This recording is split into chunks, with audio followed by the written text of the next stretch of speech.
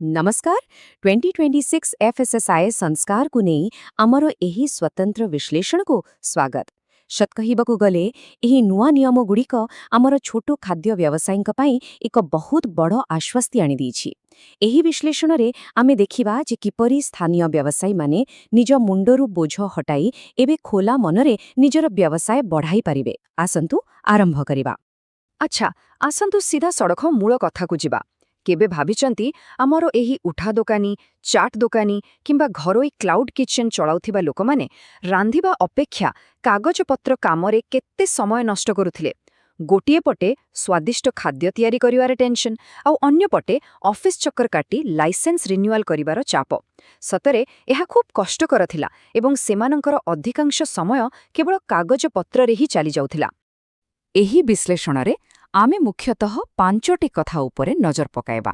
प्रथमे 2026 रो संस्कार, तापरे आजीवन लाइसेंस रो फायदा, तृतीय दोकान पाई नुआ सीमा, चतुर्थरे उठा दुकानींक पाई मिलिथिबा आश्वस्ति एवं शेषरे खाद्य सुरक्षा। एही क्रमकु बुझिबा नुआ व्यवस्थारे सफल हेबा पाई निहाती जरूरी। तेबे प्रथमे 2026 एफएसएसएआई संस्कार विषय कथा हेबा। एहाकु खाद्य शिल्प पाई सरकारंकर एक टार्गेटेड उद्धार अभियान बोली कहिले भी भूल हेबो नहीं।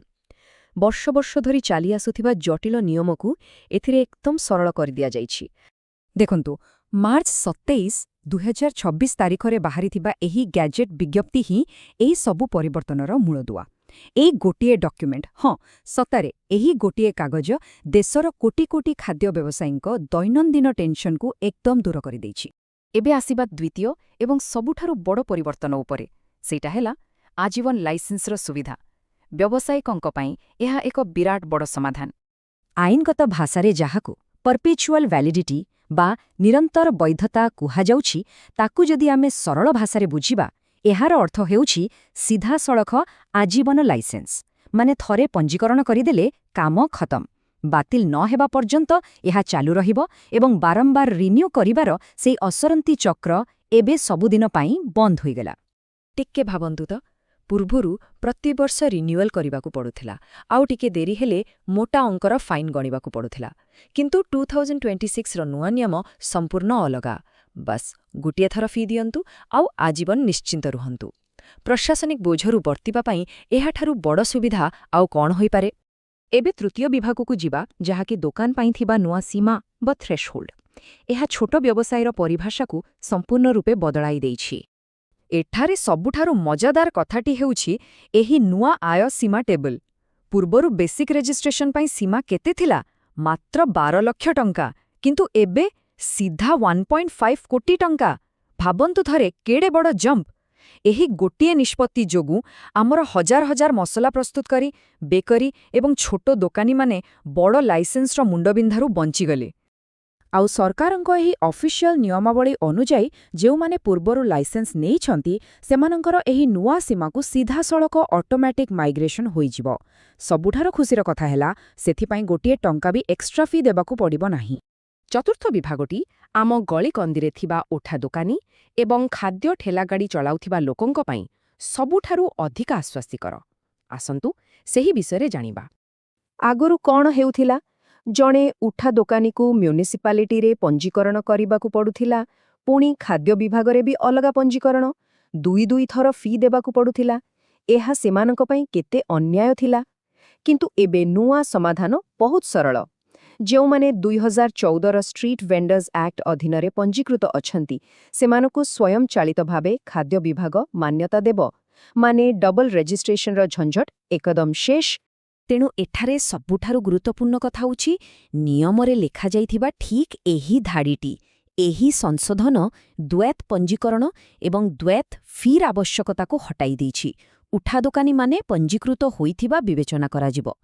ए गोटिए वाक्य ही आम उठा दोकानींकु केते क्षमता आउ स्वाधीनता दउछि ताहा आमे सहजरे अनुमान करि परिबा। आउ एही कथाटी सरकारी दस्तावेजर एफएक्यू नंबर 8 रे संपूर्ण स्पष्ट करि दिया जाइछि। दुई थर फी देबर सही पुरुणा परंपरा एबे ऑफिशियली इतिहास पालटी जाइछि। पंचम कथा खाद्य सुरक्षा उपरे ध्यान। एबे मनरे प्रश्न आसुथिबो जे कागजपत्र कमिगला माने कोन खाद्यरे गुणवत्ता सह कॉम्प्रोमाइज कराजिबो? ବିଲକୁଲ ନୁହେଁ। ଆସନ୍ତୁ ବୁଝିବା ବିନା କାଗଜପତ୍ରରେ ବି ଖାଦ୍ୟ ସୁରକ୍ଷା କିପରି କାମ କରିବ। ପ୍ରକୃତରେ ସିଷ୍ଟମ ଏବେ ଆହୁରି ସ୍ମାର୍ଟ ହୋଇଯାଇଛି। ଏବେ କମ୍ପ୍ୟୁଟର ଜରିଆରେ ରିସ୍କ ବେସ୍ଡ ଇନ୍ସପେକ୍ସନ୍ ହେବ। ଏହାର ଅର୍ଥ ହେଲା ଯେଉଁ ଦୋକାନୀମାନେ ଭଲରେ ନିୟମ ମାନୁଛନ୍ତି ଆଉ ପରିଷ୍କାର ରହୁଛନ୍ତି ସେମାନଙ୍କୁ ବିନା କାରଣରେ ବାରମ୍ବାର ଚେକିଂ ନାଁରେ ହଇରାଣ କରାଯିବନି। କିନ୍ତୁ ଯେଉଁମାନେ ନିୟମ ଭାଙ୍ଗୁଛନ୍ତି କେବଳ ସେମାନଙ୍କ ଉପରେ ହିଁ ଫୋକସ୍ କରାଯିବ। ଏବଂ ଏଥିରୁ ଏହା ମଧ୍ୟ ସ୍ପଷ୍ଟ ଯେ ଯେଉଁଥିରେ ରିସ୍କ ଅଧିକ, ଯେପରିକି ଦୁଗ୍ଧଜାତ ଦ୍ରବ୍ୟ କିମ୍ବା ମାଂସ ବ୍ୟବସାୟ, ସେମାନଙ୍କ ପାଇଁ ସୁରକ୍ଷା ନିୟମ ଏବେ ମଧ୍ୟ ବହୁତ କଡ଼ାକଡ଼ି ରହିଛି। ଗ୍ରାହକଙ୍କର ସୁରକ୍ଷା ଓ ବିଶ୍ୱାସ ବଜାୟ ରଖିବା ପ୍ରଥମ ପ୍ରାଥମିକତା। ଏବଂ ଏହି ଗୋଟିଏ ନମ୍ବର ସବୁକିଛି ସ୍ପଷ୍ଟ କରିଦେଉଛି।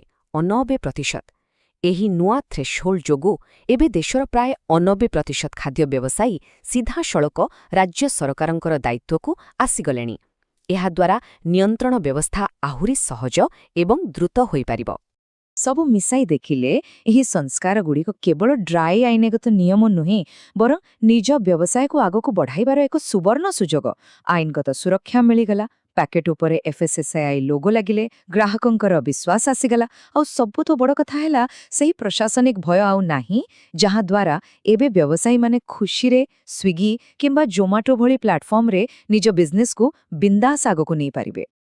ତେବେ ଶେଷରେ ଆମ ମନରେ ଗୋଟିଏ ରୋମାଞ୍ଚକର ପ୍ରଶ୍ନ ଆସୁଛି। ବର୍ଷ ବର୍ଷ ଧରି ଥିବା ଏହି କାଗଜପତ୍ରର ବୋଝ ତ ଏବେ ସମ୍ପୂର୍ଣ୍ଣ ହଟିଗଲା। ସମୟ ଆଉ ଅର୍ଥ ଉଭୟ ବଞ୍ଚିଗଲା।